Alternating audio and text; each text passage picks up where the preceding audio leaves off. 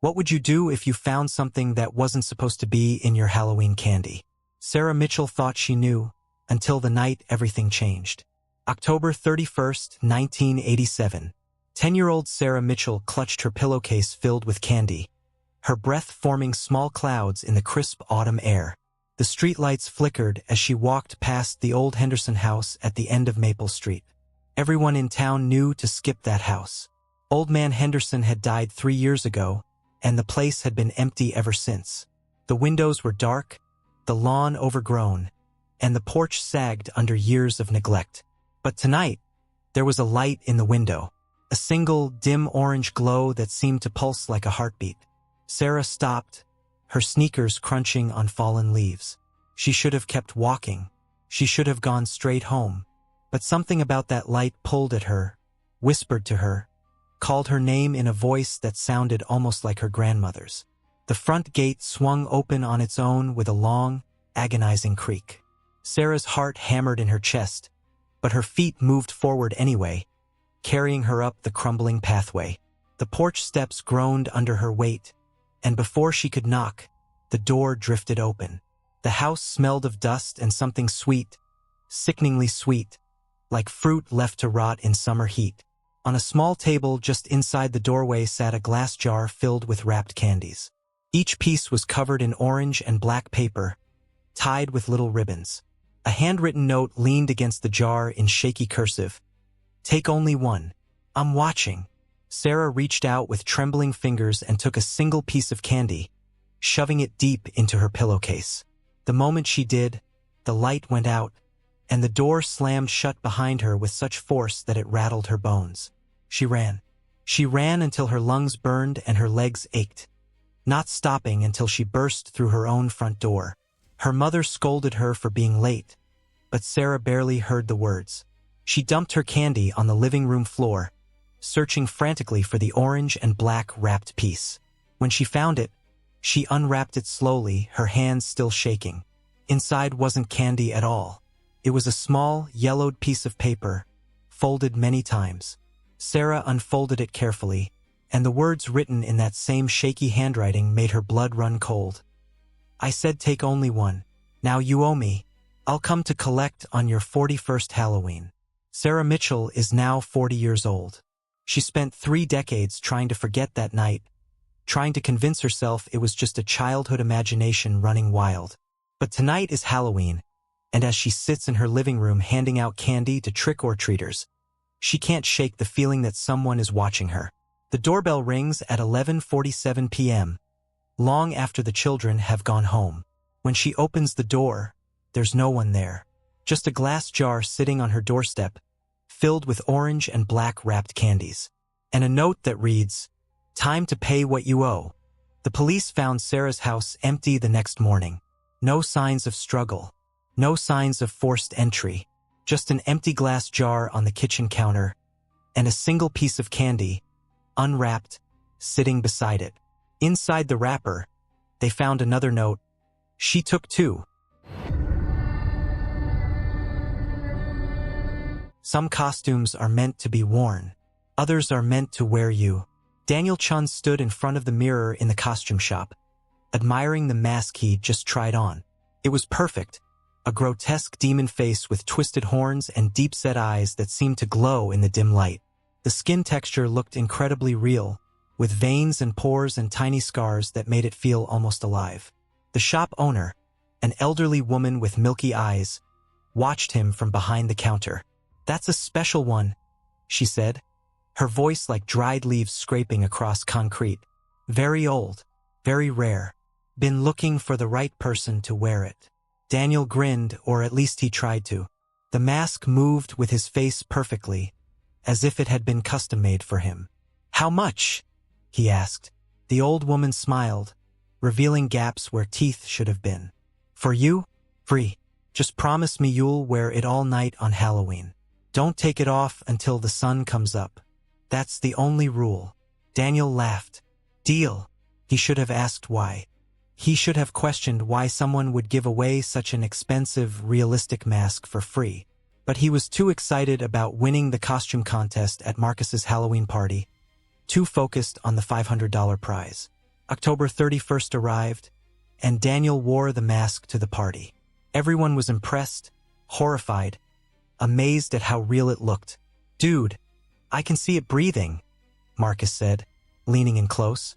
"How did you make it do that?" Daniel reached up to touch the mask, and his heart skipped. It was warm, not just warm from his body heat, but warm like living flesh. The texture under his fingers felt soft, pliant, real. At midnight, Daniel tried to take it off. His fingers found the edge where the mask met his neck, but when he pulled, pain shot through his face like someone was ripping his skin off. He gasped and stumbled backward, his hands flying to his face. The mask hadn't budged. He tried again, pulling harder, and felt something wet and warm trickle down his neck. Blood. His blood. "I need help," he gasped. But when he spoke, his voice sounded different, deeper, raspier, like something else was speaking through him.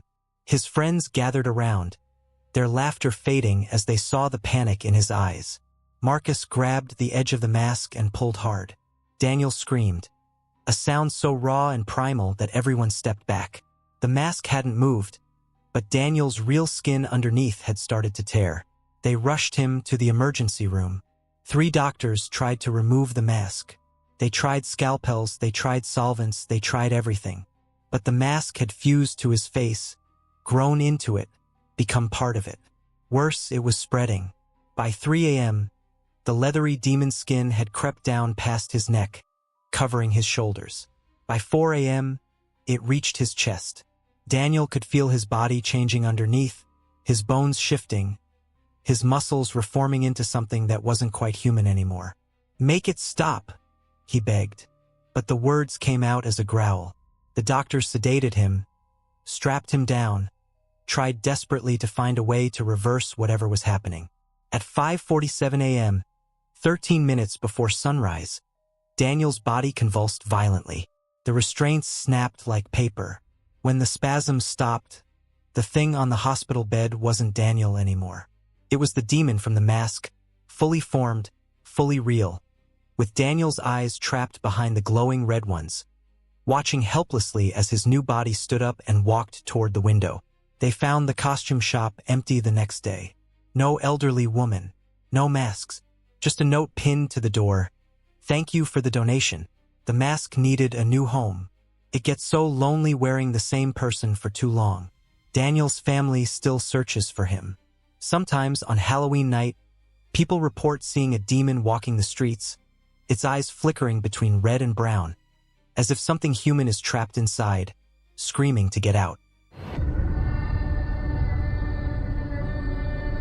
Imagine living the same day over and over again. Now imagine that day is the worst day of your life, and you can't stop what's coming.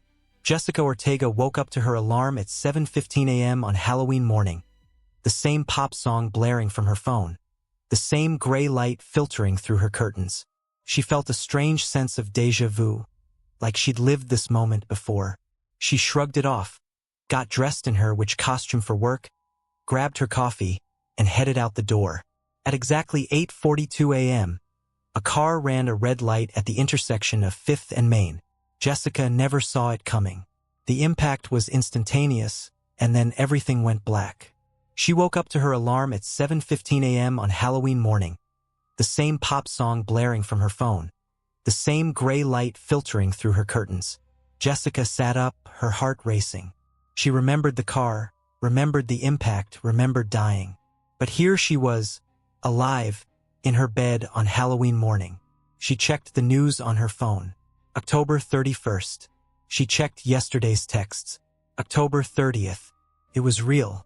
She'd somehow gone back. Maybe she'd been given a second chance. Maybe she could avoid the accident. Jessica took a different route to work, avoiding 5th and Main entirely. She made it to the office safely, relief washing over her. She made it through her shift. She made it to the Halloween party her friends had planned. At 11:34 p.m., she was walking to her car when she heard tires screeching. A drunk driver, coming from nowhere, jumped the curb. Everything went black. She woke up to her alarm at 7:15 a.m. on Halloween morning. Again, the same song, the same light, The same day, Jessica screamed. She tried everything. She stayed home all day. She made it to 11:59 p.m., thinking she'd finally broken the loop, and then she slipped on her stairs, broke her neck, and everything went black. She woke up on Halloween morning. She tried to warn people, tried to change things, tried to save herself.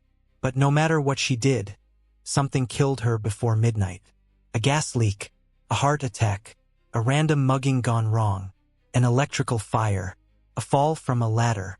Each death was different, each one terrible, and each one sent her right back to 7:15 a.m. on October 31st. By her 100th loop, Jessica had stopped trying to survive. By her 200th, she'd started looking for answers. She researched the history of her house, her street, her town. And then she found it.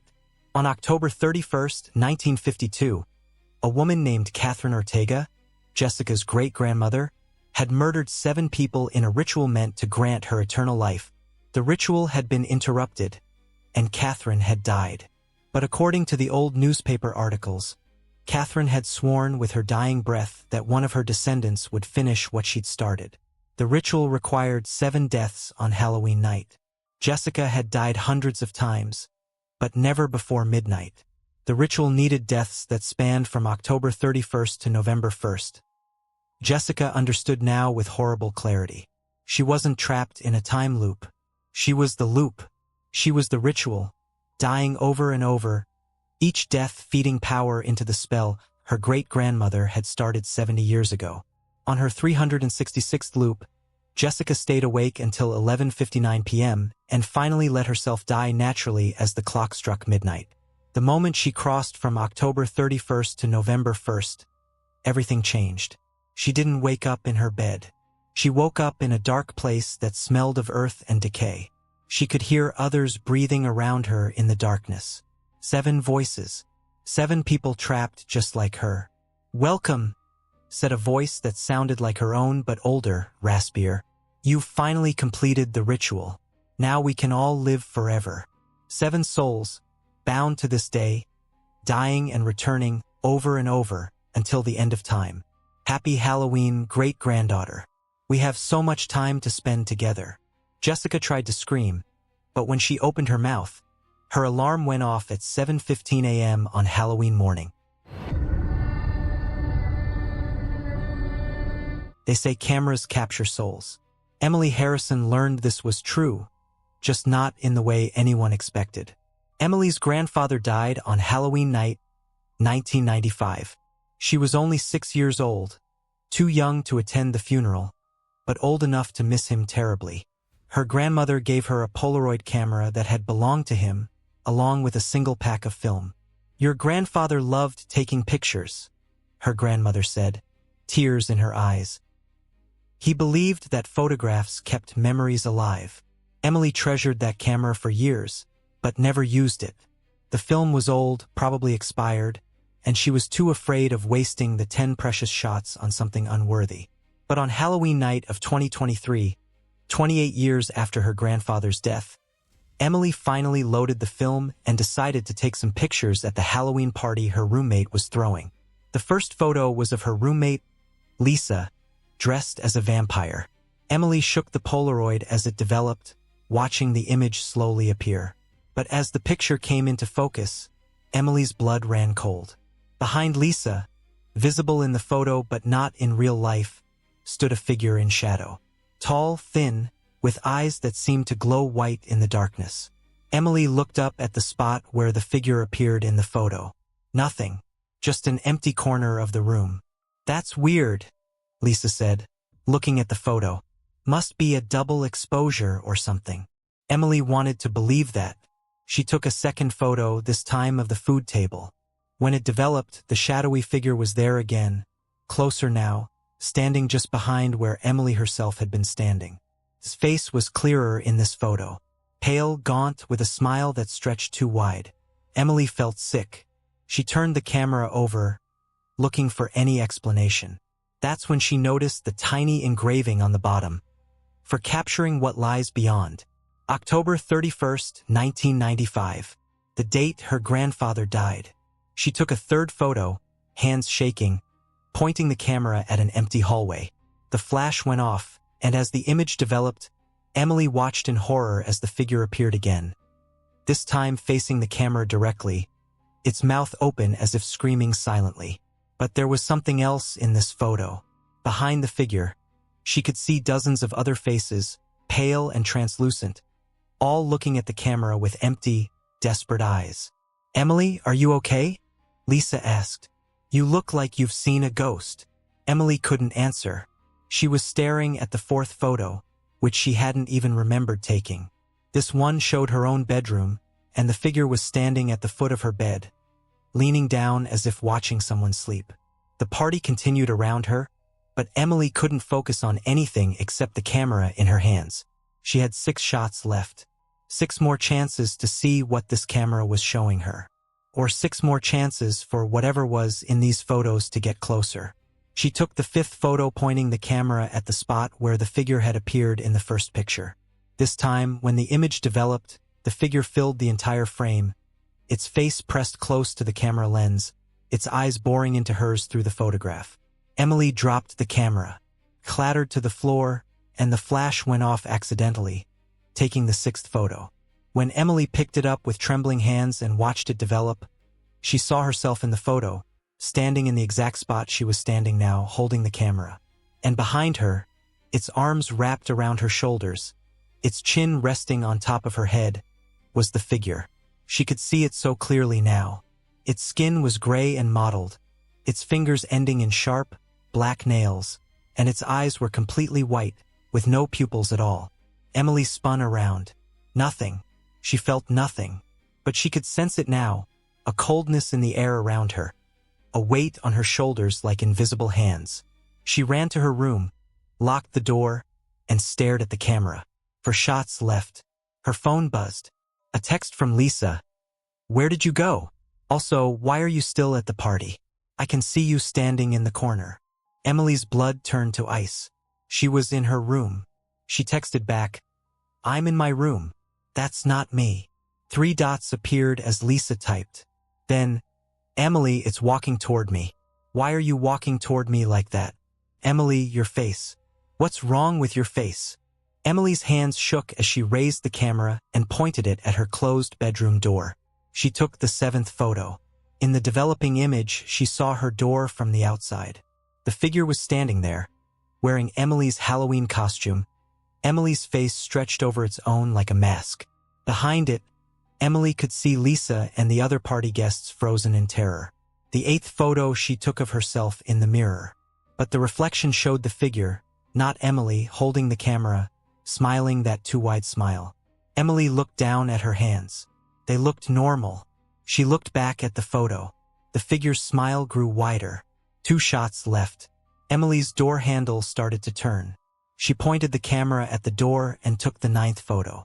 The image showed the door bursting open, the figure lunging toward her, its mouth stretched impossibly wide, ready to swallow her whole.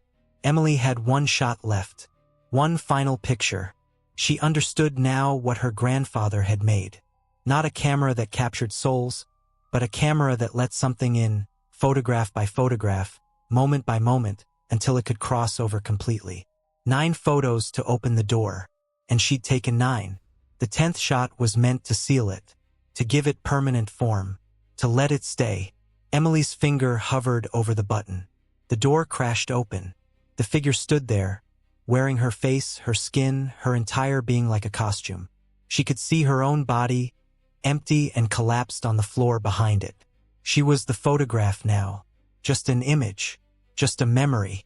"Thank you," the figure said with Emily's voice, "for setting me free." It raised the camera and pointed it at Emily's translucent, ghostly form. The flash went off. The 10th photo developed, showing Emily's spirit trapped in the image, just like the dozens of other faces she'd seen earlier. The figure smiled and tucked the camera into its pocket. The police found Emily's body on November 1st. Heart failure, they said. Sudden and unexplained. At the funeral, her roommate Lisa swore she saw Emily standing at the back of the church, taking photographs with an old Polaroid camera, smiling a smile that stretched just a little too wide. Every neighborhood has that one house, The one that gives out the best candy. The one every kid wants to visit. Until the year they realize why the candy is so good. 12-year-old Marcus Thompson and his friends had a system. Every Halloween, they'd hit the rich neighborhood on Willow Street first, then work their way back to their own block.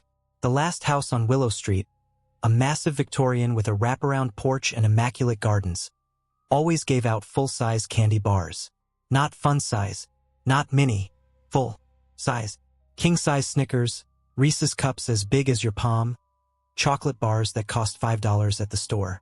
The woman who lived there, Mrs. Blackwood, was sweet and elderly, always dressed in elegant clothes, always smiling. She'd coo over the kids' costumes and drop 2 or 3 candy bars into each bag. Every kid in town knew her house was the jackpot. But this year, as Marcus and his friends, Tyler and Zoe, walked up to Mrs. Blackwood's door, something felt different. The jack-o'-lanterns on the porch weren't lit. The house was dark except for a single light in the upstairs window. Marcus raised his hand to knock, and the door swung open before his knuckles touched the wood. Mrs. Blackwood stood in the doorway, but she looked different. Paler, thinner. Her smile was the same, but her eyes seemed hollow, distant. "Oh, wonderful," she said in her sweet, grandmotherly voice. "More trick-or-treaters. Please come in. The candy's in the kitchen this year. I can't manage the stairs as well as I used to." Every instinct told Marcus to refuse, but Tyler was already stepping inside, drawn by the promise of king-size candy. Zoe followed, and Marcus couldn't leave his friends. The inside of the house smelled strange, like flowers and something underneath them, something rotten and sweet. The floorboards creaked as they walked through the dark hallway toward the kitchen. "Right through here," Mrs. Blackwood said, gesturing to a door at the end of the hall. Tyler opened it, expecting to see a kitchen.